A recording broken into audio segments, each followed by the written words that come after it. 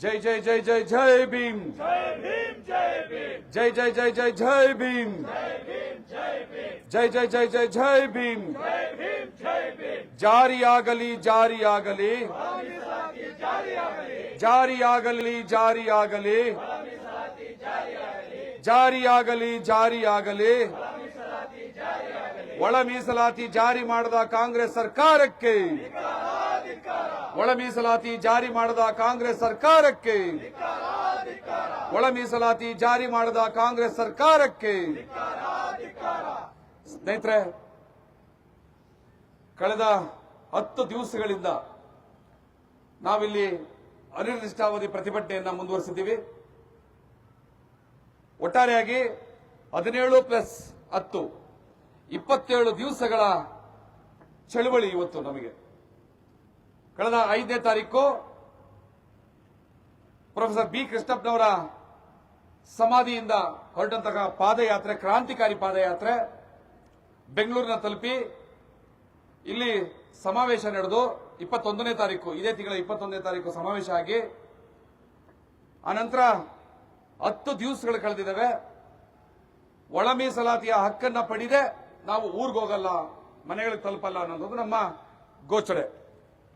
ನಾವೀಗಲೂ ಅದಕ್ಕೆ ಬದ್ಧರಾಗೇ ಇದ್ದೀವಿ.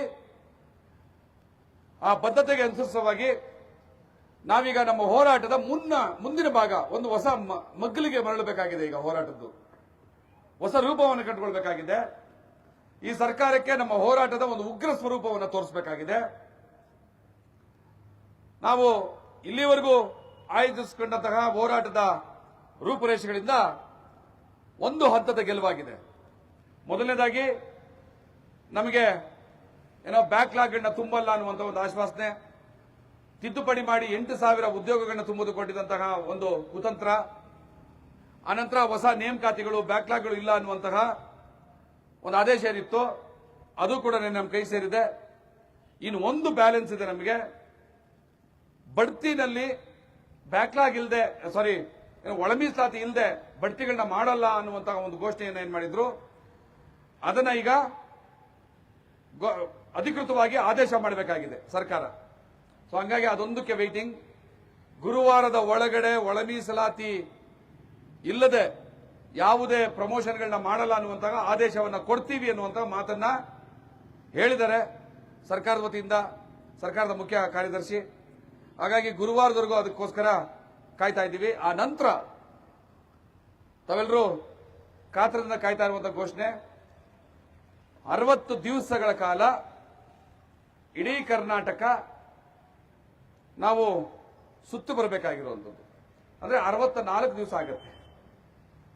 64 ದಿವಸಗಳ ಕಾಲ ಇಡೀ ಕರ್ನಾಟಕವನ್ನ ಒಂದು ರಥಯಾತ್ರೆಯ ಮೂಲಕ ಬರಬೇಕು ಅನ್ನುವಂತಹ ಒಂದು ನಿರ್ಧಾರಕ್ಕೆ ಇಡೀ ನಮ್ಮ ತಂಡ ಬಂದಿದೆ. ಆ ರಥಯಾತ್ರೆ ಮೂಲಕ ಇಡೀ ರಾಜ್ಯದ ಸಮಸ್ತರಿಗೂ, ಏನು ಒಳ ಮೀಸಲಾತಿಯ ಆಕಾಂಕ್ಷಿಗಳಿಗೆ ನಾವು ಕೆಲವು ವಿಚಾರಗಳನ್ನ ತಲುಪಿಸಬೇಕಾಗಿದೆ. ಈಗೇನು ಸಮೀಕ್ಷೆ ಮಾಡಿಕೊಂಡಿದೆ ಸರ್ಕಾರ, ಅದರಲ್ಲಿ ಏನಾದರೂ ಲೋಪ ಆಗದೇ ಇರೋ ರೀತಿಯಲ್ಲಿ ನಾವು ಹೇಗೆ ಜಾಗೃತಿ ವಹಿಸಬೇಕು ಅಂತ ಹೇಳ್ಕೊಳ್ಬೇಕಾಗಿದೆ. ಮತ್ತೆ ಈ ಸರ್ಕಾರದ ಮೇಲೆ ನಿರಂತರವಾದಂತಹ ಒತ್ತಡವನ್ನು ನಾವು ಕಾಯ್ಕೊಂಡು ಬರಬೇಕಾಗ್ತದೆ. ಇಲ್ಲದೆ ಈ ಮೋಸಗಾರ ಸರ್ಕಾರ ಮತ್ತೆ ನಮಗೆ ವಂಚನೆ ಮಾಡೋದ್ರಲ್ಲೂ ಕೂಡ ಏನು ಎಸೋದಿಲ್ಲ.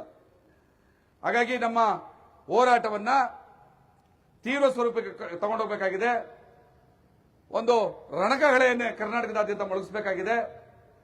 ಆ ನಂತರ 60 ದಿವಸಗಳ ನಂತರ ಪ್ರೊಫೆಸರ್ ಬಿ ಕೃಷ್ಣಪ್ಪನವರ ಜನ್ಮ ದಿನಾಚರಣೆ ದಿವಸ ನಾವು ಇದೇ ಫ್ರೀಡಂ ಪಾರ್ಕ್ನಲ್ಲಿ ಮೊನ್ನೆ ಏನು ಸಮಾವೇಶ ಆಯಿತು ಅದರ 10 ಪಟ್ಟು ಹೆಚ್ಚಿನ ಜನಸಂಖ್ಯೆಯಿಂದ ಇಲ್ಲಿ ಬಂದು ಸರ್ಕಾರವನ್ನು ಆಗ್ರಹಿಸುವಂತ ಕೆಲಸವನ್ನ ನಾವು ಮಾಡಲೇಬೇಕಾಗಿದೆ.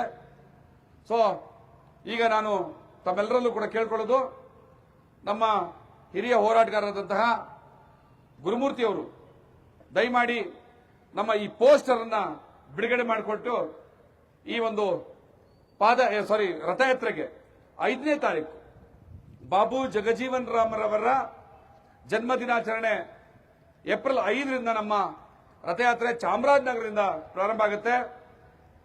ಮತ್ತೆ ಜೂನ್ 9ಕ್ಕೆ ಫ್ರೀಡಂ ಪಾರ್ಕ್ನಲ್ಲಿ ಸಮಾವೇಶಗೊಳ್ಳೋದ್ರ ಮೂಲಕ ಸಂಘರ್ಷ ಸಮಾವೇಶ, ಸರ್ಕಾರದೊಳಗೆ ನಮ್ಮ ಹಕ್ಕಿಗಾಗಿ ಸಂಘರ್ಷ ಸಮಾವೇಶವನ್ನ ಮಾಡೋದ್ರೊಟ್ಟಿಗೆ ನಮ್ಮ ಹೋರಾಟ ಮತ್ತು ನಿರಂತರವಾಗುತ್ತೆ. ಹಕ್ಕು ಎಲ್ಲಿ ಸಿಗುತ್ತೋ ಅಲ್ಲಿವರೆಗೂ.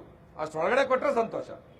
ಹಾಗಾಗಿ ಅದರ ಹರಳಯ್ಯನವರ ಮದರ್ ಚೆನ್ನಯ್ಯ ಅಲ್ಲ ಇರೋದು, ಹರಳಯ್ಯ ಗದ್ದಿಗೆ, ಅರಳೆ ಗ್ರಾಮ ಹರಳೆಯ ಗದ್ದಿಗೆ ಅಲ್ಲಿ ಚಾಮರಾಜನಗರ ಡಿಸ್ಟ್ರಿಕ್ಟ್ ಪ್ರಾರಂಭ ಮಾಡಬೇಕು ಅಂತಿದೆ. ಸೊ ಹಾಗಾಗಿ ನಮ್ಮ ಹೋರಾಟದ ಒಟ್ಟು ರೂಟ್ ಮ್ಯಾಪ್ ಅನ್ನ ಮತ್ತೆ ಘೋಷಣೆಯನ್ನ ನಮ್ಮ ಗೌರವಾನ್ವಿತರು ಹಿರಿಯರ ಹೋರಾಟಗಾರರಾದ ಗುರುಮೂರ್ತಿ ಅವರು ಮಾಡಬೇಕು ಅಂತ ಅವ್ರಲ್ಲಿ ಕೇಳ್ಕೊಳ್ತಾ ಇದ್ದೀನಿ. ಮಾತಾಡ್ಬಿಟ್ಟು ನಿಂತ್ಕೊಳ್ಳಿ, ಎಲ್ಲ ಬಿಡುಗಡೆ ಮಾಡಿ, ಈಗ ಇಟ್ಕೊಳ್ಳಿ, ಹಿಂಗೆ ಮೇಲಿಂದ ಕೆಳಕ್ಕೆ ನೀವೊಂದು ಇಸ್ಕೊಳ್ಳಿ,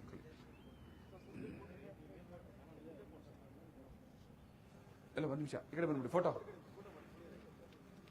ಒಂದು ನಿಮಿಷ ಇರೋದು ಆಗ್ಬೋದು. ನನಗೊಂದು ಕೊಡ್ರಪ್ಪ, ನಾನು ಯಾಕೆ ಹಿಂಗೆ ಅಯ್ಯೋ ಅನ್ನಿಸ್ತೀರ.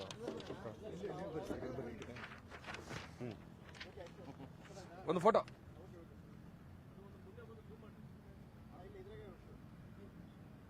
ಕೈ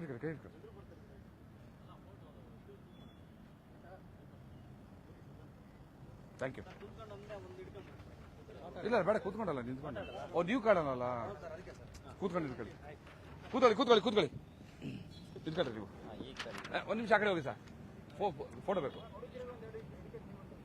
ಸಾಕು ಇಟ್ಕೊಳ್ಳಿ, ಕೆಳಗಡೆ ನೀವು ಇಟ್ಕೊಳ್ಳಿ.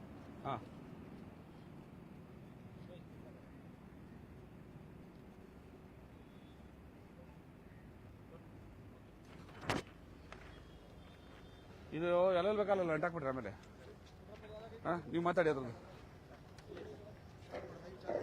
ಚಾಲನೆ ಕೊಡಿ. ಲೈವ್ ಒಂದು ಕಾರ್ಯಕ್ರಮ ಅದಕ್ಕೆ. ಇಂತಹ ನೈಜ, ಇಂಟ್ರೆಸ್ಟಿಂಗ್ ಹಾಗೂ ಕ್ಯೂರಿಯಾಸಿಟಿ ಸುದ್ದಿಗಳು ನಿಮಗೆ ಸಿಗಬೇಕು ಅಂದ್ರೆ ಇಂಡಿಯಾ ಫಸ್ಟ್ ಟಿವಿ ಸಬ್ಸ್ಕ್ರೈಬ್ ಮಾಡಿ. ಒಂದು ಲೈಕ್ ಕೊಟ್ಟು ವಿಡಿಯೋ ಶೇರ್ ಮಾಡುವ ಮೂಲಕ ನಮ್ಮನ್ನು ಮತ್ತಷ್ಟು ಪ್ರೋತ್ಸಾಹಿಸಿ. ಇಂಡಿಯಾ ಫಸ್ಟ್, ನಿರ್ಭೀತಿಯಿಂದ ನಿಮಗಾಗಿ.